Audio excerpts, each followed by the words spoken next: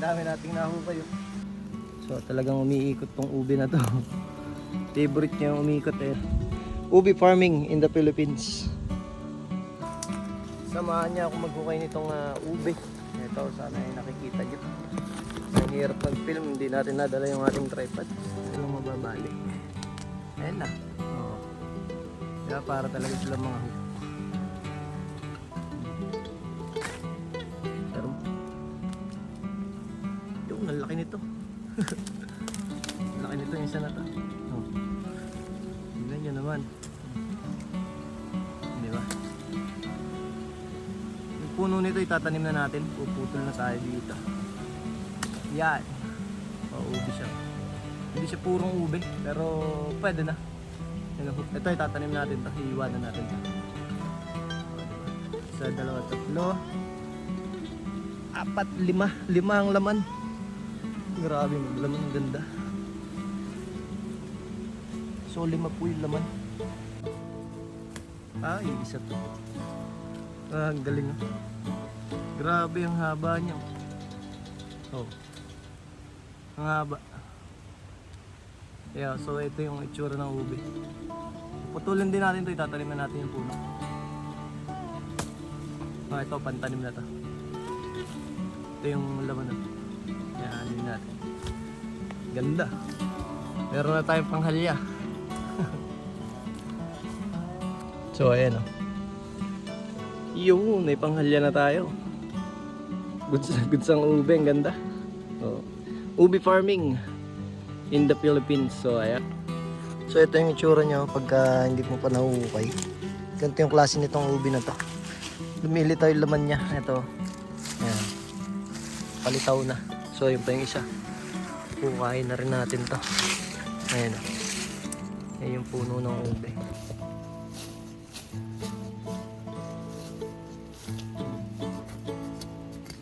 Laki na rin ito.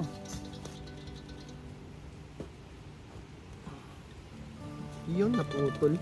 Sayang naman. Pero yung kaputol nito itatanim na lang natin. Ayan.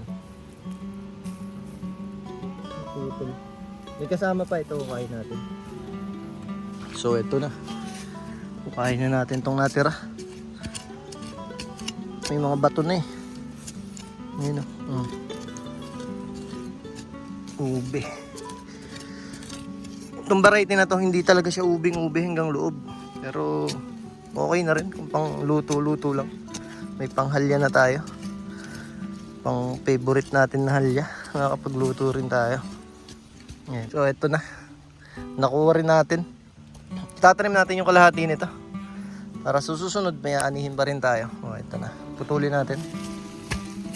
Yung iba iluluto na natin to. Yun. So ito iluluto natin to. Ayan na siya. Ito iluluto natin. Iluluto. Itatanim na natin to dito. Iiwanan natin para sa isang tag-ulan. Tutubo ulit siya. At syempre makakaani ulit tayo for the following year. So ayan na. So ayan, thank you Lord. May blessing na naman tayo. Taon-taon to nakakahukay tayo ng ube. Basta sipagan mo lang talagang magtanim. So tiyak na may aanihin. Ayan o. Ayan na siya. Meron na tayong ube. Tingnan natin kung sa kabila. Kung anong laman nito. Ito. Hindi ito yung hook eh. Sana malaki yung laman. Ayan o. Malaki yung puno niya eh. Subukan natin. Mas okay. Mas okay na yan. Laman o. Malaki na din siya. Malalim din. Subukan natin kung mahuhukay natin to. Kung kayang hugutin. Malalim yung ano niya.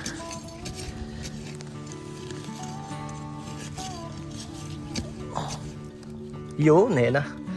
Eto na. Malaki din. Pakpaklawin nga. Oh, ayan. Ang ganda. Ito ang ubing-ube. Ito yung variety ng ubing-ube na purple yam. Ayan. Purple yam farming in the Philippines. Ayan, ang ganda. So, ayan yung mga naani natin. Diba? Napakamahal sa palengke. Magkano ang kilo sa palengke? 90 per kilo. Pero dito kung magtanim ka, kung meron kang taniman, Ayan oh. Libreng-libre ang ube. So ito, dalawin laman. Kuhanin pa natin tong isa. Ayun, ang ganda. Pwede na rin oh. Di ba? Tatanim natin, magpuputulin natin tong puno. Ito. Then itatanim ulit natin. Para susunod may aanihin tayo. Oo, di ba?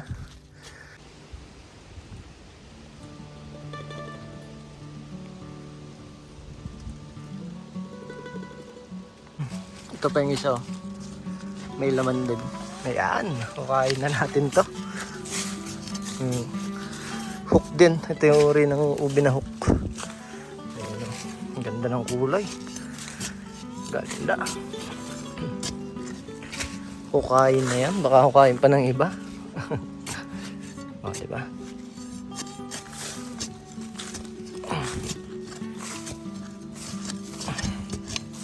Sorry kung medyo magalaw yung camera natin.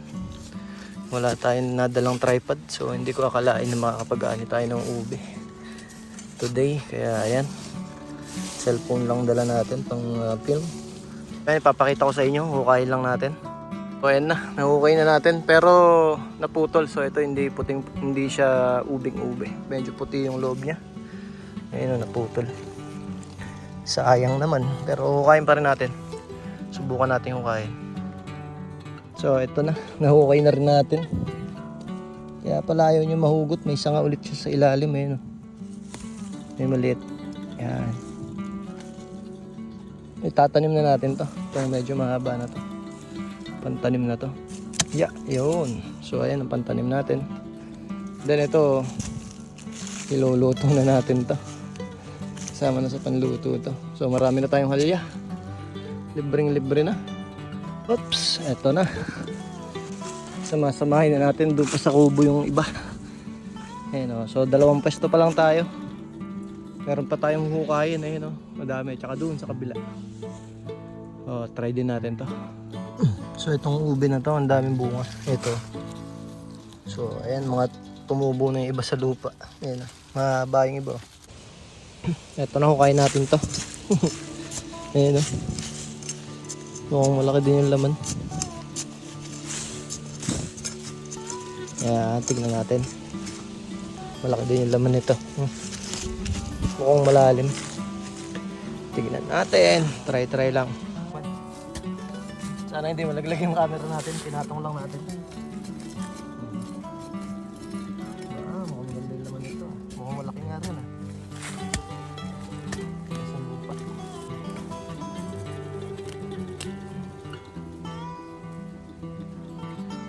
Sana hindi mabali.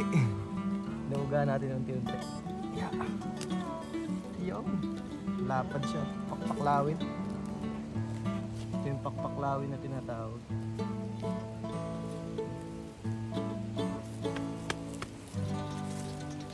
Ayan. Puputulin na natin to. Diretso tanim na. Paklawin. Putol na. Diretso tanim. Yun, ganda ng pagka-ube. Ito itatanim natin. Ito, iluluto na rin natin ito. Yan. Madami na naman tayong halya.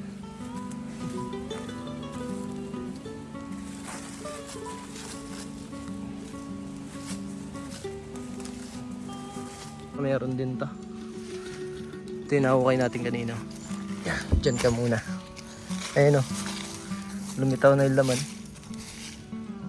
Tingnan natin baka malaki to.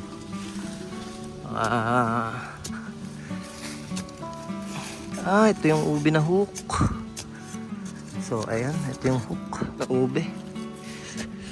Baka malaki din yung laman nito.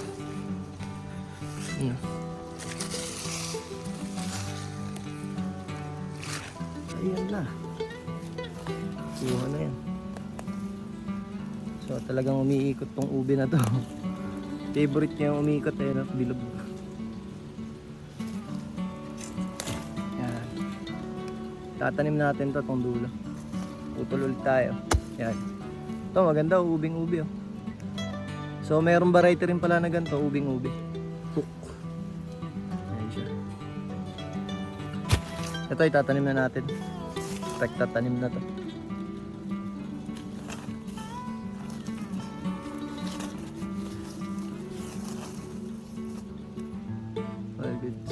Meron tayong hook. Mamaya ipapakita ko sa inyo lahat kung gaano karami yung nakuha natin.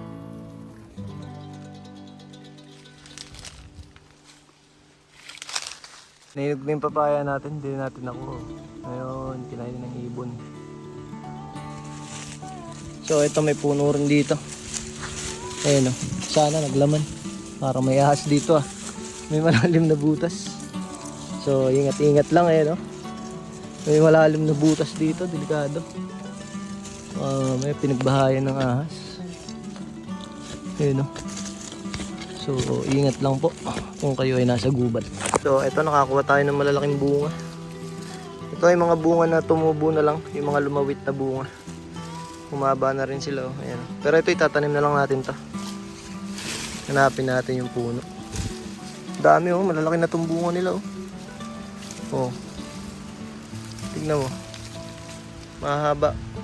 Magandang pang tanim talaga. Oh. Meron na tayo. Oh, pwede ring ilaga to, pwede ring iluto. Pero marami na tayong malalaki kaya itatanim na lang natin ta. Para sa susunod may aanihin pa rin tayo. Ayan, oh. Ganda. Tignan natin, mukhang malaki to. Ayan oh. Kalitaw na yung laman nyo.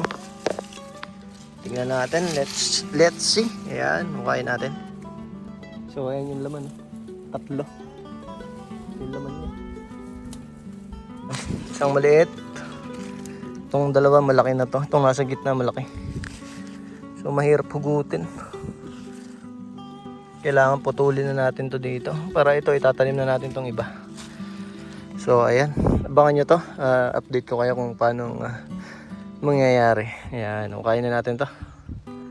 Ayan, sayang nabali yung ubi. Ang haba talaga. Ayan o. Nabali, hukayin natin yung kaputol. Ayan, ubing-ubi, ang ganda. Ayan ang update. Grabe ang lalim. Pinahirapan tayong hukayin. So ayan, malaki pa yung naiwan na yung dalawa. So ayan, all goods, ubing-ubi. Ito meron din laman to. Yan.